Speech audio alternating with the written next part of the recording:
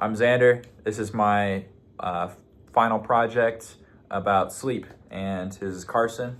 What up? I'm Carson. I'm Xander's roommate. Do I have consent filming you for this video? Yes, you do. For this final? Yeah. Okay. Yeah, so this is Carson. He's my roommate. I chose to share this information with him because he's heard a lot about this class and thought it was kind of interesting. So, yeah, here we go. I'm going to ask you a couple questions about your sleep. First question is, what is your experience with sleep? So, let me tell you, I love sleep. I do it every day. I always hope to feel, waking up refreshed, and that's always the goal. That's usually the case. That was me this morning. But yeah, I love sleep. Hell yeah. I mean, what time do you usually wake up in the morning when you sleep? It depends. For college, my earliest class is 11 a.m. So I do get to sleep in. That's what's up. That's what's up. But yeah, so I'll usually go to bed around midnight, 1 a.m. ish, depending on the night. And usually wake up around 9 to 10, and then go with my morning routine. Yeah. Okay, shoot. You kind of just stick to that routine then, and just keep at it with that. And yeah. How long do you usually sleep for? Well, let me tell you, I'm a heavy sleeper. So during the weekdays, I'll typically sleep around 10, 11 hours. On the weekend, I tend to sleep closer to 12 or 13. So this is true. You can't tell from experience. Yes. What is your preferred rest or leisure activity? You can kind of go with both of those if you want. Rest or leisurely activity. I like to watch movies. That's pretty fun. What movie did you watch tonight? I watched the first Rambo movie. Great movie, by the way. It's a classic. So yeah, I watch movies. I like to hang out. Honestly, take a nap sometimes. Y'all know this is sleep class. I do like to take naps.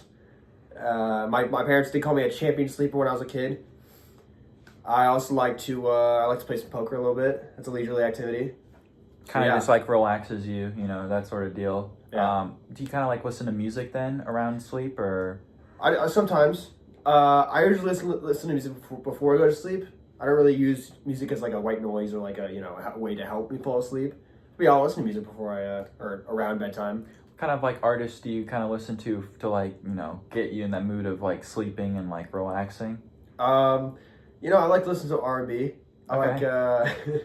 I don't really have a set artist that I listen to. I like a bunch of I like a variety of artists. Like a certain certain Mac Miller would play into that.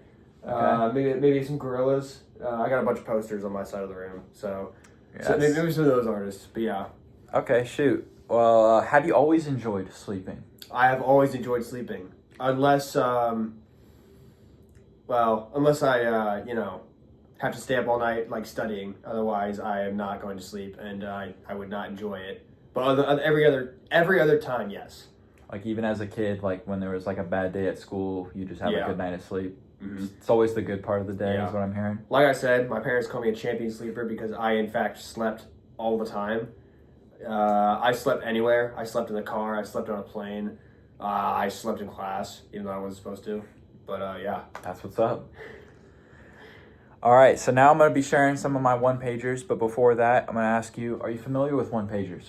I'm not familiar on one-pagers. Please enlighten me. Okay, so a one-pager, from my understanding of this class, is, when you learn something, you're trying to convey the information you're learning to another person. And the best way of doing that is sharing it in just one singular page, kind of like a resume or just a one-page type of deal where you have your information, you have some words, some visual, and it kind of helps them also learn the topic way easier than an article or even a documentary or something. But that's basically what a one-pager is. Here's my first one, which I'm going to switch it over here. It's called Danger Bedtime Story, but Nice. It's a danger of a single bedtime story. So yeah, we have it on the screen here behind, but you'll get the picture. Basically, what this one is trying to share is that in different cultures, when you learn about they have their own campfire story or a bedtime story type of deal, usually it's from one side of the story, whereas if you want to like truly learn about something, you got to know all sides of it. And that's kind of like the danger of it, because you could learn the wrong side of something and like get misinformation basically. So I have like a quote from the TED Talk, and then this one just talking about like in today's culture, and then this is just my own opinion about the whole thing, to where, you know, the one side story type deal from a bedtime story is that there's stereotypes with it, and you know, we're trying to prevent stereotypes. You know, we're all for equality out here. So yeah, that was my first one. Nice. If you have any comments on it. I really like the border. It's very nice, and I like the whole arrangement of it.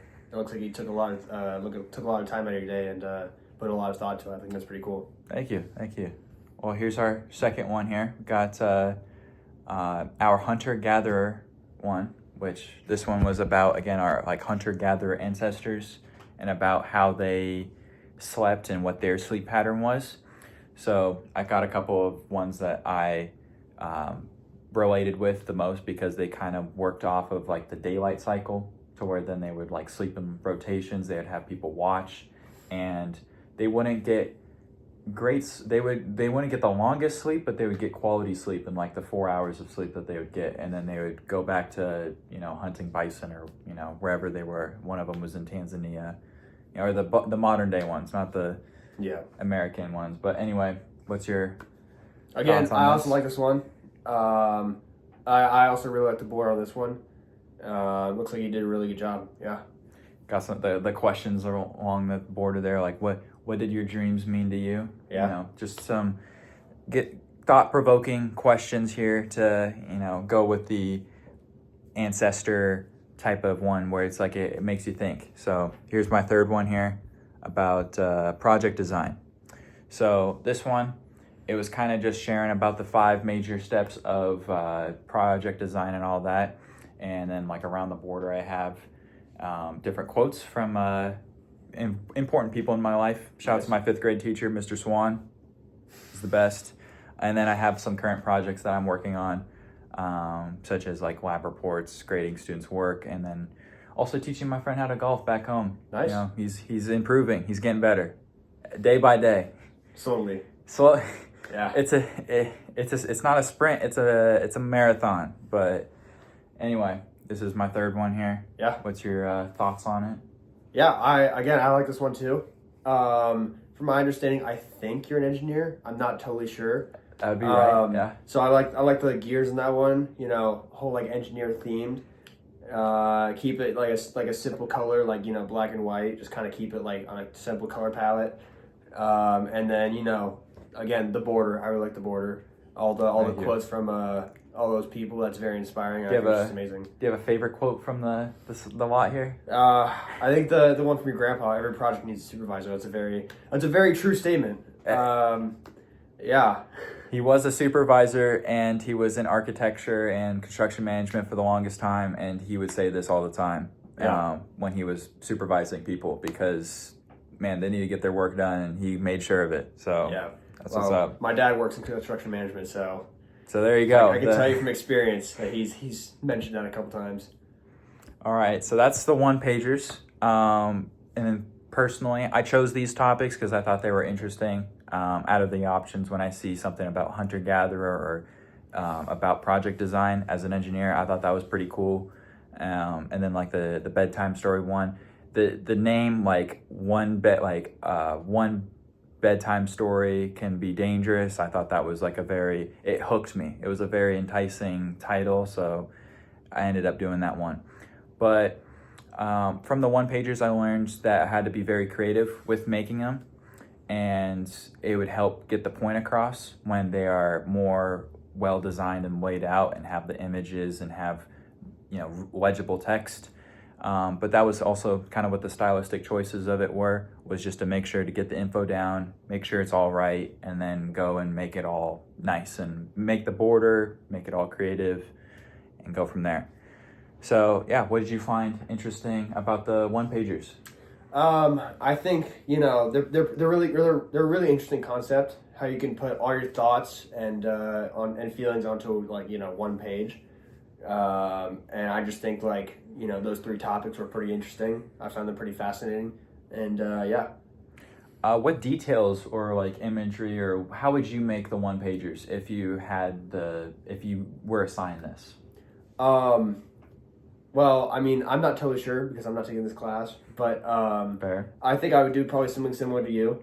I would really put emphasis on the border if I had to choose. Yeah. Okay. Yeah. Border is everything. Yeah. Do you learn anything in your daily life that involves using both images and texts? Sorry, say that again? Like, do you learn through images and texts in your day-to-day life? Yeah, I'd say I'm more of like a visual learner.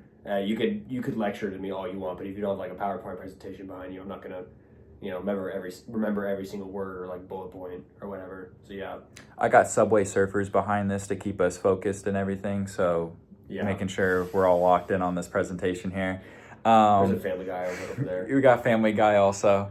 But yeah, could you share like a piece of like a new idea or what you learn about sleep, I guess? Yeah, so what I've learned is that like it doesn't matter how long I intend to sleep. If I intend to, wake up before class or like sleep all day, I have to set an alarm, as you can experience, because even like today I had to set an alarm for like 11 a.m. Otherwise, like I'm gonna oversleep and like mess up my sleep schedule, and I won't fall asleep tonight until like 3 in the morning.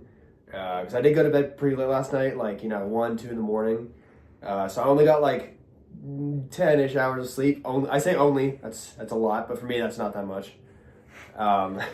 Good sleep, quality sleep is what I would it is. say, I don't know about everyone else, I don't know about you, but for me personally, I need to set an alarm. That's my solid. that's my takeaway from sleep. Yeah, I mean, set an alarm, especially if you have early classes. I have a lot of early ones. I would not make any of them if I didn't have an alarm because I am not waking up at 8 a.m. for some classes, naturally. Is there any like last comments or questions about the whole thing here? No, I don't think so. Well, yeah. Well, thank you for your participation Thank you. here. It was a pleasure. Pleasure. But yeah, that's the final project here. This is Carson. I'm Xander. Peace out, guys. This was fun.